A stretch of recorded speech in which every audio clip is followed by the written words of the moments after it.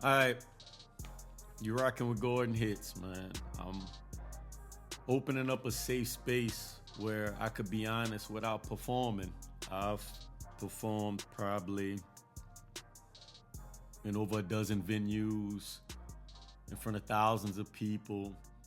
But I think this is a space where I feel I can be open enough to be honest and give the people some form of therapy.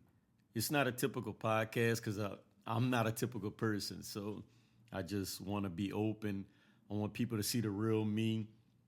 More therapy than content. I believe that a lot of times we're in an era where clickbait is readily available, rage baiting, and I'm just not into that. I'm more of more of me, which sounds a little cliche, but at the end of the day, I know that I provide something, especially being from Louisiana, that's it's not seldom seen as much in the industry. So I'm gonna talk about my wins, talk about my losses. Maybe hopefully you can resonate with some in your own world, in your own way, and come to grips with what you need to do to overcome those losses and turn them into wins, or how they made you a better person at the end of the day. So to understand where I'm at now, you got to understand where I'm from. I'm from Lafayette, Louisiana. So a lot of people might not know where that's at, but it's like every time we tell somebody we from Louisiana, the first thing they think about is New Orleans. It's other cities in the state outside of New Orleans. Shout out to them, but Lafayette held it down, and being from there gave me courage, it gave me grit, it gave me passion, and it gave me the ability to know that I could leave outside of there and become anything I wanted to in the rest of the world. And my daddy instilled that in me, and my father did, and that just carried over. So it's pretty much growth without erasing the past. Sometimes we use our past as fuel. Sometimes it divides us. Sometimes it motivates us. But at the end of the day, we need to do what we need to do to survive. We gotta grow. We gotta work. We just gotta be raw. We gotta be real. Learning restraint, not weakness. I know that was something I probably suffered with coming up a lot. Like the title of this episode is called Talent Was Never the Problem. And I think a lot of times being where I'm from, it was a gift and a curse. It hindered me. It left me in a position where I felt like helpless at times. Maybe I didn't have the support I needed, or maybe I did, and maybe it just wasn't for me. Maybe they weren't as honest or sincere about the help they was trying to give me as I thought they were, because I left my trust in the people. Sometimes I fell short of trusting myself because I trusted others so much. And sometimes that left me in a state of vulnerability. Sometimes that left me in a state of confusion. Sometimes it just left me blank. And I just kind of want an outlet now, as opposed to just being through music, through songs, because I could do that all day. I just need another place of connection, not only with you, not only with the people, but with myself as well. So my whole life, people told me I was talented. I remember coming up, whether it was riding to meeting with my parents or going places with my brother, and I'd hear a beat and I'd instantly start freestyling. I remember I get the question a lot, who's your direct influences? And to be honest with you, coming up, I never had none. Not to say I was sheltered from listening to music, but it was always around us, right? We grew up in the era, so I had the Cash Money era, I had the No Limit era, I had Mystical, Juvenile, Wayne, like all these influences. So music was just always embedded in our culture, embedded in our blood, and I just naturally gravitated to it. I think they really just bugged me up to freestyle, and I just started freestyling, and it kind of stuck with me. So from there, just to kind of give you a kind of backstory of how I came up as an artist, it started off with poems. So I actually started writing poems. It was really just a way to get girls, to be honest with you. But it grew into realizing I can connect words, I can connect lines, I could make it make sense. And at the end of the day, I just grew from there. So that turned into the sheet pad. So now I get notebooks, and I'm writing song after song in the notebook, and it's becoming natural. It's becoming innate at that point. And got with my cousin. You'll hear more about that side of the story later on, but it was somebody to record with, somebody to produce with, somebody to create with. And I've always just naturally been a creator. I've always created. That's why I feel like this is a space for me to continue to create, just in a way now to help other people. So when things don't go how you expect, that's when the misses show up, right? So you always, how they say, you make a plan and God laughs, right? So that's an old saying, but it makes so much sense. How many times we sit there and we think about something, we want to do something, and we don't act on it, or we don't necessarily know the pieces to the puzzle that we need to put together to make it make sense for us to come to a way in a fruition that I want to keep doing this.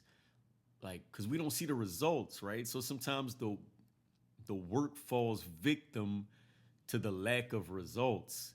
And what I've had to learn over the years is those results don't cultivate sometimes in the things we put in our brains. Sometimes the results is actually doing. Sometimes the results is just showing up for yourself. Sometimes the results is that motivation you need from that person that's in your life, or that family member that's in your life, that you want validation from, or you want approval from, because sometimes that's what we look for, just being human.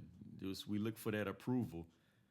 I know a lot of times with me, mine came from bad label choices. Not that I was directly paperwork signed with people, but I put myself in positions where I entrusted these people because I knew the talent that lied in me, and they told me the talent that lied in me as well, and I believed them.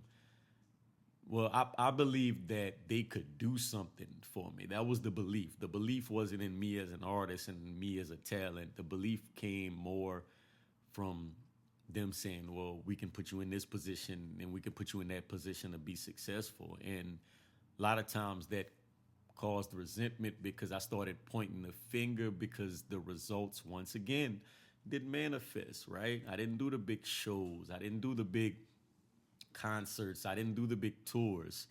So it was more so trusting the wrong people. I'll be honest with you, if I took a pause, if you're listening to me, that's because I took a drink. So comforts disguised as stability. That's a big one. That's major. I believe that a lot of times failure lies in the comfort zone. I know if you're a reader, you've read that a lot. If you listen to people that have been through a lot of things, they tell you that comfort, failure resides within comfort. The easiest place to live is complacency. And for a large part of life, that's where I resided at. That's where I felt like I'm home, like I don't have to do anything or be anything outside of what God intended me to, because this feels right. Nothing great comes out of that state because there's no growth. There's no growth mindset. You don't develop. So I had to sit down and I had to ask myself some real questions. I had to come to self-realization at some point you gotta stop blaming the circumstances. I had to take accountability. And to be honest with you, even at the age that I am now, that accountability, it took a while to get to. It didn't happen when I was young because I still expected things to be given to me, to be handed to me just based off of my talent alone. And that's when you got to learn discernment. You got to learn growth through honesty, because the person you wake up and you look at in the mirror, that's the person that's making decisions. That's the person that's going to either benefit or not from the decisions you make on a daily basis.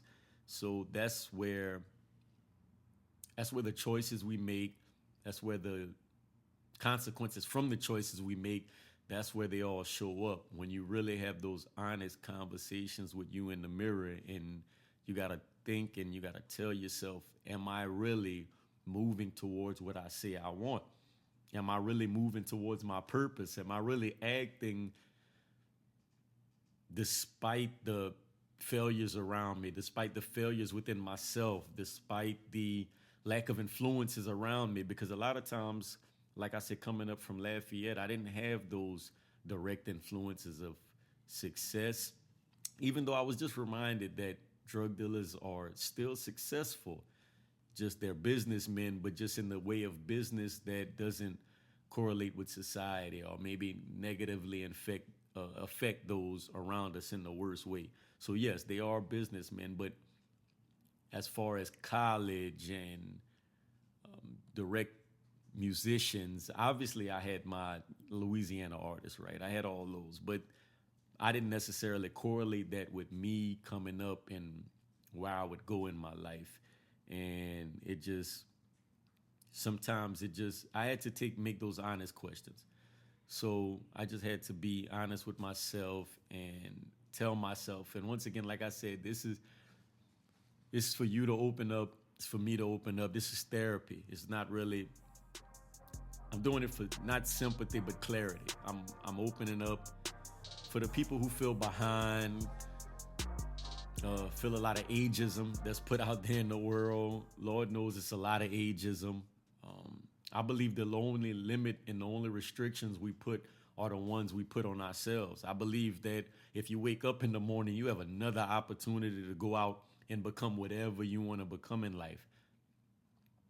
As much recently, we've been given the example of Phillip Rivers. Phillip Rivers went out there, I don't know, mid-40s. I don't want to incorrectly guess his age. Mid-40s, several kids, grandchildren, and they tried to project their fears onto him, or their lack of grit, and you don't want to call nobody else's fortitude out. But at the end of the day, it was a lot of self-projecting, and I believe that's what a lot of people do. They self-project. If I don't feel like I can do something, why can you do it? Or how can you do it? Or if I can't do it, I know you can't. No, it's the only limit we should put is the limit on ourselves. If Phillip Rivers woke up and decided that I still have what it takes to go out there and play football, then I go do it. And that's exactly what he did. That's why the results yielded. Now, granted, he didn't win, but he still went out there with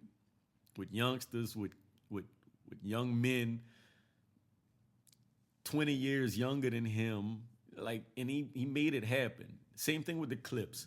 They're artists. I'm an artist. I resonate with that heavy. A lot of artists came out later than people tend to admit or even realize, because they just stuck with it. If you're still here, you're not finished. You're not finished. You still have more work to do, and you just got to put in the work. So this is it. It's episode 1. I'm talking, I'm venting. This is opening up. This is therapy for me. So I hope you appreciated it. I hope some of my words could resonate. I hope it's something you could use, and I look forward to doing this in the future with you and tapping in. So get with me.